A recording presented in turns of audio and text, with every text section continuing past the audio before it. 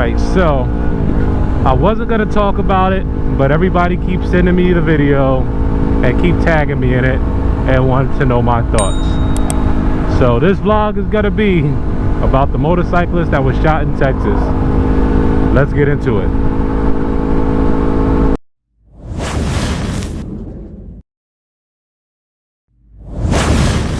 There were a lot of questions when that shooting shut down I-35W in Fort Worth, and tonight we know a lot more from police and the driver who heard the gunfire on Friday afternoon. Aaron Jones reports for us tonight, all new at 10 o'clock. Suelo was driving down I-35 near Heritage Trace Parkway last Friday afternoon when a motorcycle flew by him between lanes of traffic. Man, just a few seconds later, I hear some gunshots. Everyone slammed on their brakes. And I was only about 3 cars behind where it happened. He says a motorcyclist, now identified as 19-year-old Jaderick Gray of Bedford, started asking other drivers for help.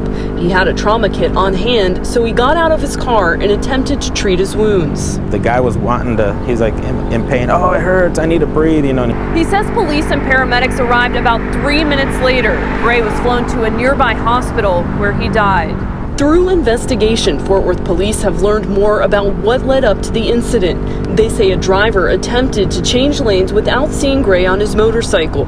Gray then passed several cars ahead of that driver, parked, walked back to the driver, and pointed a handgun at them. The driver says they told Gray to put down his gun. There were kids in the car.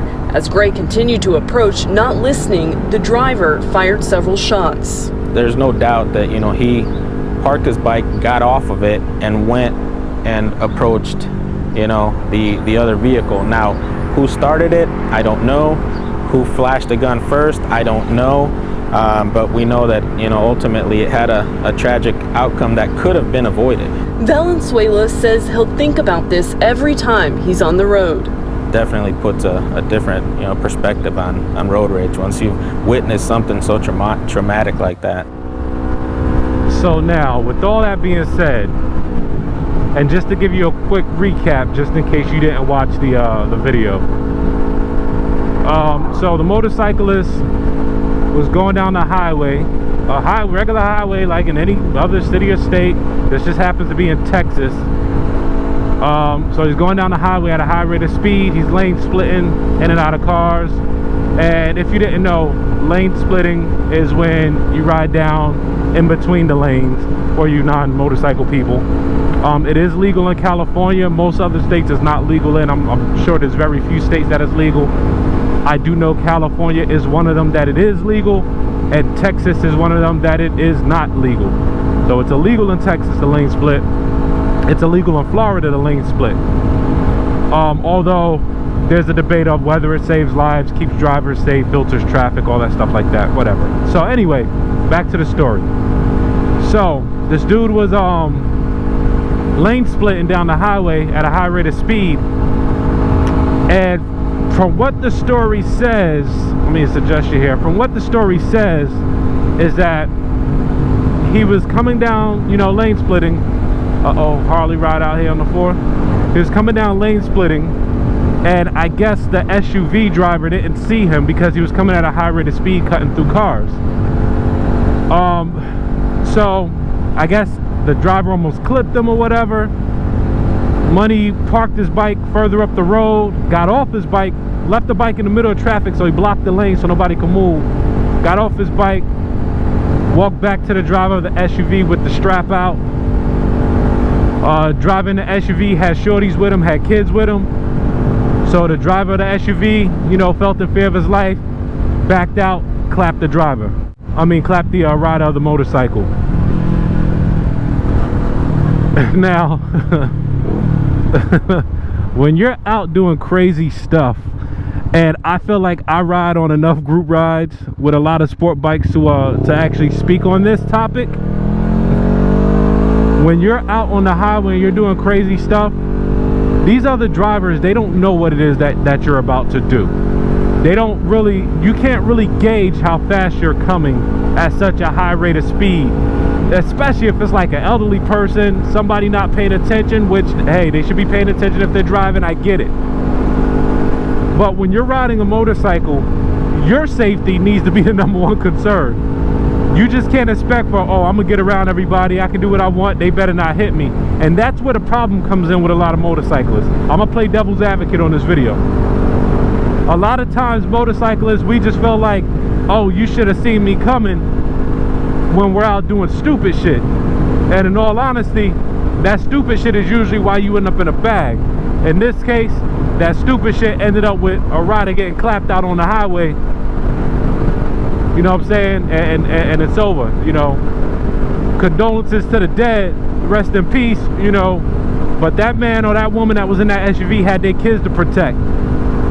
And if it came down between me and my kids or you with a gun, it's gonna pop off. Like, you know what I'm saying? That rider could have just went on with his day. He didn't die, no harm, no foul. I understand he was pissed. You know what I'm saying? He could have just kept going, cooler heads could have prevailed. And a lot of times we make these decisions in the heat of the moment, which, yo, at the end of the day cost us our life. Again, you know, condolences to the dead. It's sad because multiple families were affected in this tragedy. You know what I'm saying? The kids had to see this. You know, other people on the highway that probably had kids with them had to see this. And I think it's just dumb, and the whole thing could have been avoided. There's been a few times where I've been on the highway and yeah, I've been wanting to slap a mirror off or two. But yo, I'm just like, that shit ain't even worth it, man. Like, it's not worth my life. It's not worth my freedom. It's not worth somebody else's life. I'm still breathing at the end of the day to enjoy another day. And sometimes us riders just really need to think about some of the stuff that we do on the highway, man. Like, and on the roads in general. The roads, public roads and the highways are not the place to be doing reckless shit, man. Especially when you got other cars that are out there that know nothing about motorcycling. They don't know what you're doing. They might not even see you come up at a fast rate of speed. And believe it or not, regardless of how much attention you're paying, you're coming up on somebody doing 150 miles an hour. I'm not sure that's what this rider was doing, but example, you're coming up on somebody doing 150 miles an hour. They don't know which way you're going because you're cutting in and out of lanes, so they're trying to move out of your way to go. God forbid they just happen to move into the lane that you're switching into. It's over, bro. It's over. You hit that road at 100-something miles an hour, it is done. Done. So I hope this video, you take away a couple things from it, man. For one, stop doing stupid stuff. You know what I'm saying? Look out for yourself. Be safe on the road. Understand that there's other people on the road. And two, you just can't be going up on people with the strap out, because you don't know what people got. You don't know what type of day they have. And people have a right to defend themselves. Period. They have a right to defend themselves. I am so pro-gun. They have a right to defend themselves. And if you put my life in danger, or the life of my kids in danger, the outcome is going to be the outcome. And in this case, the outcome is that rider never ever seeing the light of day again, not getting to enjoy this 4th of July, not getting to enjoy time with his family. And he was a young brother too, young cat, you know. So it's over. He's not coming back. For what? Absolutely for what? For absolutely nothing. Because he could have went on about his day and vented about it to one of his other fellow riders. But he's done. He's not coming back. It's a wrap. He got clapped. He's asleep. He's done. So think about the stuff that you do when you out here on these twos, man. When you out here on these bikes, this is not a game. This is your life. I tell my family all the time, like, when I'm doing these videos for y'all, I literally risk my life every time I kick my leg over this bike and take a ride. So with that being said, it's an unfortunate situation. I hope that maybe answers what some of you people think about it. I think the driver was totally right in protecting themselves and defending themselves. Unfortunately, it cost somebody their life. But I would rather it, you know, be somebody's life that was threatening people, as opposed to being the life of some little kids or something like that. You know what I mean? So yo, everybody be safe. It's 4th of July when I'm making this video, so I hope y'all have a safe, happy, blessed 4th of July. Get some good food, get some grub, all that stuff like that. You know what I'm saying? And I'm gonna bring you another one. And oh, if you like the content that I bring, make sure you click that subscribe or the thumbs up or something. Share the channel. I really appreciate it. We're on our way to 900 subs, man, and it's because of you that we are. This is your boy, that guy Ike. Happy holidays. Be safe out there when you're on tools and just on the road in general. I love y'all. Peace.